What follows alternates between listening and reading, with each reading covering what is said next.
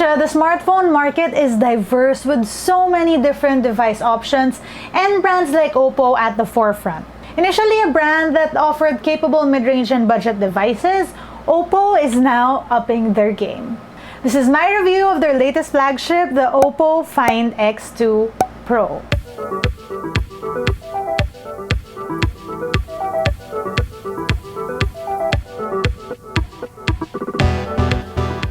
One look and you know which phone we're talking about. The OPPO Find X2 Pro is a legit eye-catching device. But so many people have asked me how that vegan leather back has been in real life. It isn't as high maintenance as I thought it would be. I know because, and don't judge me, I've been that crazy person using this phone for like the last month without a case. Long story short, I take out phone cases when my hair is freshly colored, lest they all turn pink like my hair. So yes, I've been going sans case and I haven't ruined it yet, which says a lot. The back, though it looks like leather, has more of a rubbery texture and not the leathery texture, which is a good thing as I've wiped this thing down with water or even alcohol and it still looks good. There is no pop-up camera, which sort of disappoints me because I like pop-up cameras. And it was OPPO who got me into them too with the OPPO Find X, the phone that made me appreciate unobstructed screens. There's still that focus on screen. It has a very large one. This time around though, with a punch hole. This is a Quad HD screen with a refresh rate of 120Hz, the best of the best when it comes to smartphone screen game. It also has a billion color display, which just means it produces more nuanced colors, making everything on this screen better looking and closer to, well, what's in real life. The phone is fast and snappy and everything on here looks good, like very good.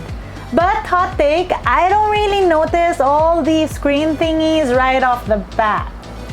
Like, I see a slight difference if I focus hard enough and squint, like, oh my god, yay, that looks good and is pretty fast. To actually check the OPPO Find X2 Pro screen capabilities, I put it beside the iPhone 11, which has a 60Hz screen, and as you can see in this video, there is a difference between the two. Now you can't really see the full difference because of course I'm not going to be exporting this whole review in 120 FPS, but as early as now you can see the difference between the two screens.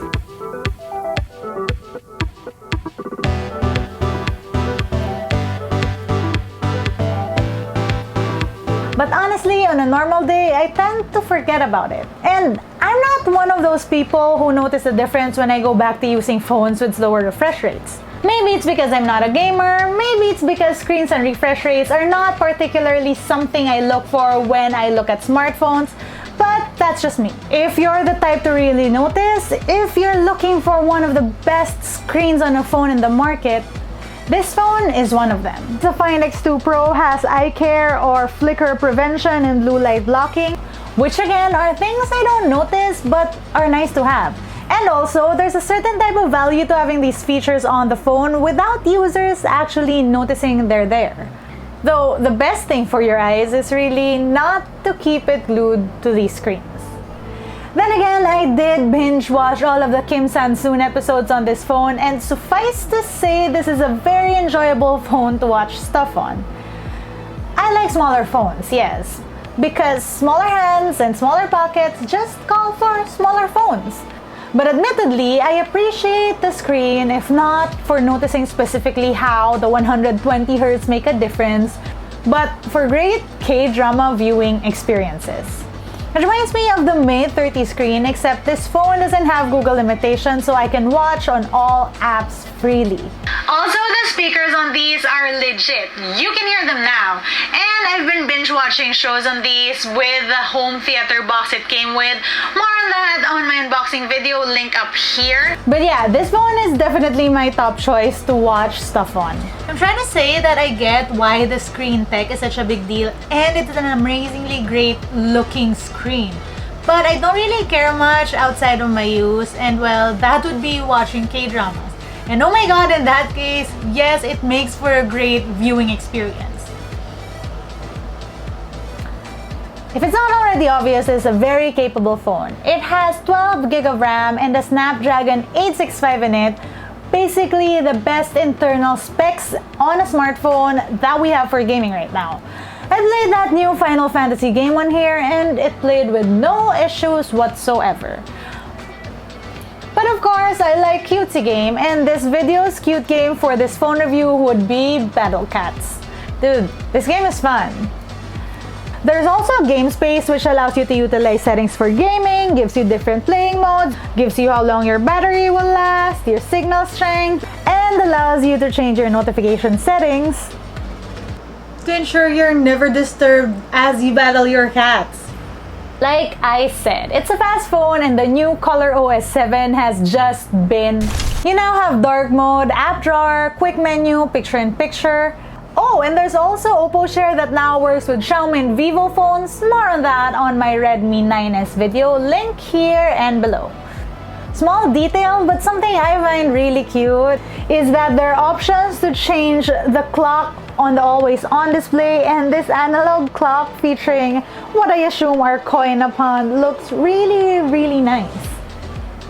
There is amazingly quick charging on this device. As amazing as 0 to 138 minutes. Actual charge test in my previous Find X2 Pro video here. Battery on this thing lasts me around 9 to 12 hours, which is okay. We've seen bigger and better batteries on phones, and also remember that powerful screen and depending on your settings really puts a strain on batteries. One big qualm is really, why is there no wireless charging on this thing? A few weeks ago, this wasn't really an issue, but now since the OnePlus 8 Pro and the OPPO Reno Ace 2 has wireless 40-watt charging, I'm a little sad this doesn't. But I mean, there is a valid explanation as to why that is. When I asked the folks at OPPO HQ right around the time that the Find X2 Pro launched, they told me that yes, they were working on their wireless charging tech, but they also felt that the fast charging in this phone sufficed, and that's valid considering that they do have the fastest charging tech in the business. But who knew that wireless charging tech would be an actual thing shipping out with actual smartphones only like a month or so later? Now, I want wireless charging tech on my phone. Anyway, moving on. There are 3 cameras on this phone. Photos are natural looking even with the AI on, which sort of just adds a hint of color. In general, I really like how OPPO's shooters are tuned. They're very reliable cameras. I mean, it's nice, it's not too saturated, which sometimes can happen when there's AI working on smartphone cameras. Zoom photography is pretty good too, up until 10x. And this thing can go till 60. The natural bokeh is looking very awesome even when the subjects are very challenging to shoot. The portrait mode works on everything, including my drinks, my dogs, me. That's also available in selfie mode plus video mode, but more on that later. One tiny thing that I noticed though is that when the phone camera switched to macro mode, there's a tiny shift because the cameras are in a vertical line, but the macro photos are worth it.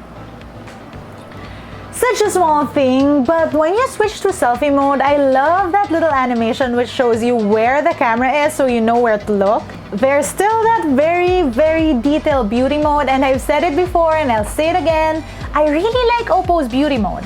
Just a tiny bit can get you looking so fresh. Just don't overdo it because their AI seems a little bit too much for me. Minor pet peeve though is how the beauty mode on selfie photo mode doesn't automatically carry over to the beauty mode settings on the selfie portrait mode. Oh, and speaking of things I really like in phones, there are the cutest stickers built in on this phone. They're koalas. This one's a cute dino hat. There are flower crowns, collages, and even donuts, but yeah, anyway. There are no smile shutters or audio shutters, but there is a gesture control, which is fine because I still believe it's a superior way to do remote selfies. Photos from the front-facing cameras are looking good. Although there are no bells and whistles here, like there's no secondary depth camera like the Reno 3, there is a portrait mode up front. There's also no secondary wide-angle selfie camera, but that 32-megapixel shooter has a pretty wide coverage. Well, like most phones now. And to prove a point, here's a comparison with a few selfies from the iPhone 11 where I used the normal mode and the wide. The OPPO's normal selfie is almost the same as the iPhone 11's wide selfie. Bottom line is, selfies are on fleek. Video mode is available from wide to 30x on 1080p.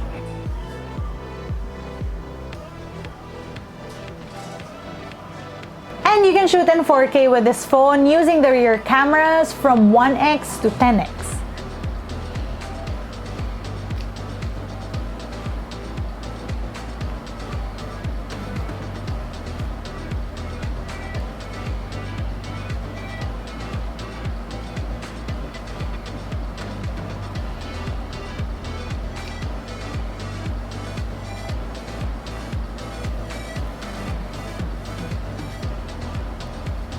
There's also a solid bokeh mode that works on both front, yeah, that's better, and back cameras. Without bokeh, you can see the background. Right now, you can see the background.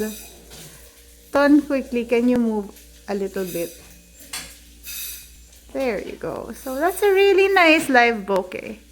What I love on video mode is the slow-mo. It's not the slowest of the slow, but honestly it's really easy to use, meaning you don't miss the moments you want a slow-mo just because you're fiddling with the settings, and the videos come out really good.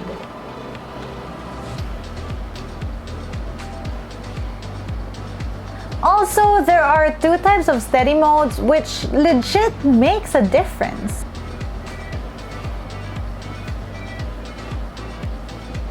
And then there's also different audio recording modes, including an audio zoom that we first tested out on the OPPO Reno. If you can hear me, this is the zoomed in audio.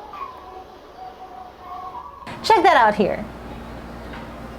The OPPO Find X2 Pro is more than a flagship. It's a statement. It's OPPO saying we have flagships and they're good. They can compete. And they're orange. Which for me is a selling point. I know that I've said that I don't like orange on a phone. I'll link that video down below.